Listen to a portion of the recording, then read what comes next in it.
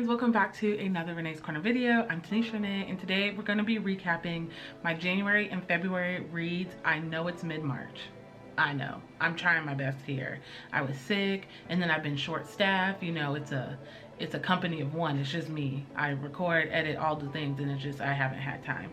And I've been real tired. And I think from being sick and all of that, it kind of just like explodes. So I was thinking that we could do a recap of the books I read in January and February, and I think what I want to do is go through them by like chunks.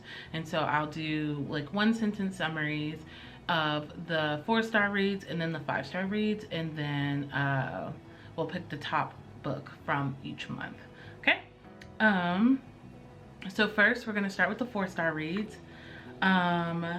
First up was Janae Sanders' Second Time Around by LaQuette.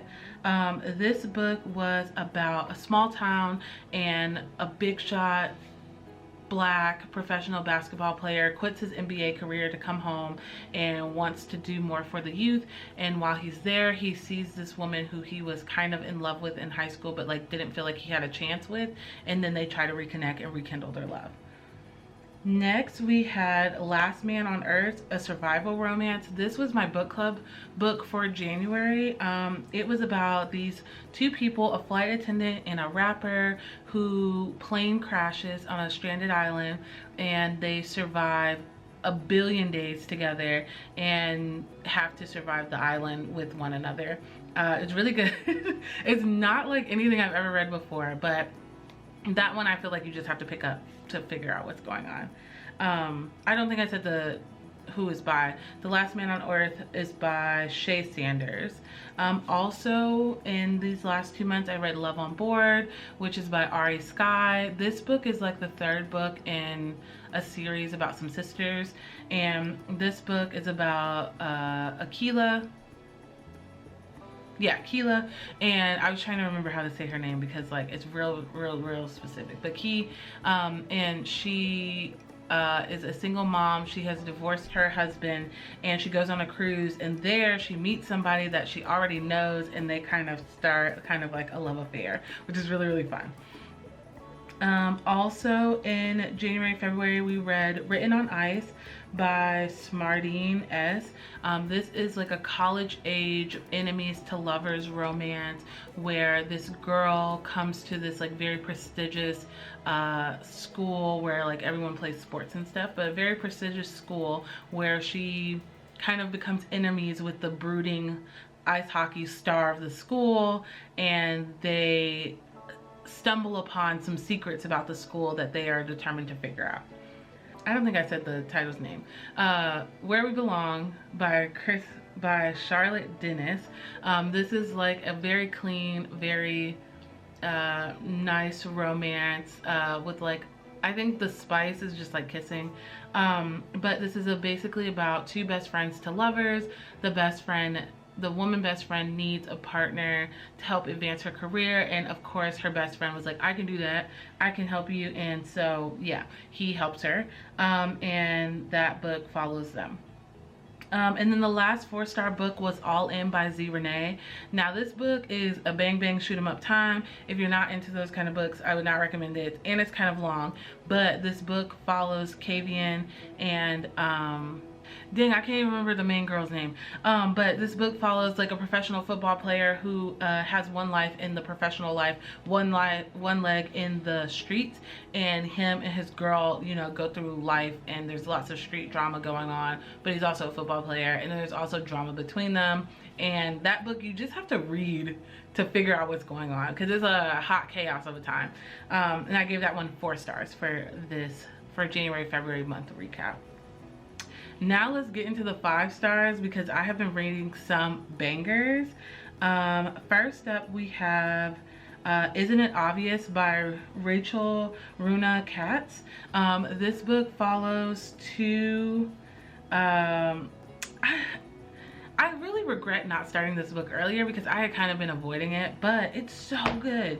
So this is a book about a podcaster who hires like a digital editor to help her with the podcast, but they never meet in real life. They just like email back and forth because we live in the digital age. And she then happens upon him in real life, and then he figures out who she is, but she doesn't know, and it's a mess. But I feel like these are the most realistic main characters I have read in a very long time. So I thought it was a really well done book.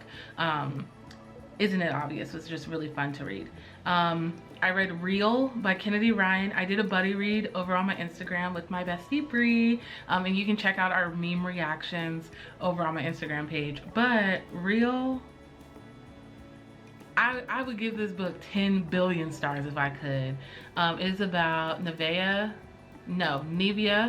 and Cannon, who she's an actress and he's a director, and they fall in love over the course of like some really strong attraction with one another, and they kind of fall in love. And this story has like everything: chronic illness representation, a man who don't play, about his lady who's intentional, who loves her down and wants to be with her. And it just, Kennedy Ryan is one of my favorite authors. She can do no wrong. I've also been branching out of books this year too, like just not reading only romance, but branching out to some other stuff. So I read I Don't Wish You Well by Jamata Emil.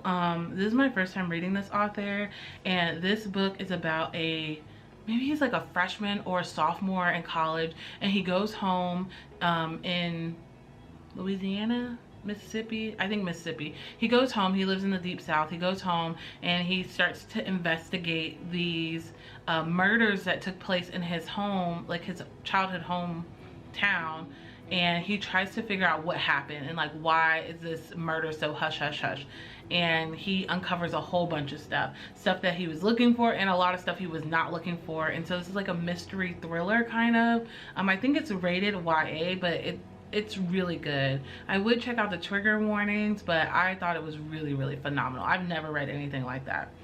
I also read The Score, which is by Lenore Solis.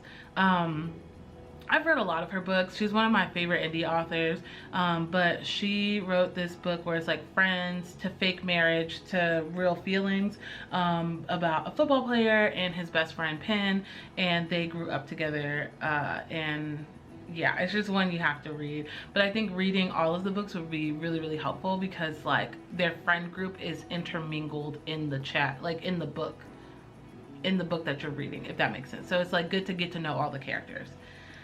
I also read Restore Me, another buddy read, and if you look at my Instagram, there's another meme reaction. Restore Me by J.L. Seegers. This book, this is probably one of the most grown and sexy books I have ever read, but it's kind of like enemies to lovers, but really he's her dead husband's best friend. And that's all I really can say, honestly, because if I get talking about Salone and Dom, I'm gonna give too much, and I want y'all to read and experience that for yourself. Now, I will say Salone is a little annoying in the book, but for good reason. Like it makes sense why she's annoying, because this man, he was like, yeah, I hate you so much, and also like you married my best friend and now he dead. And so yeah.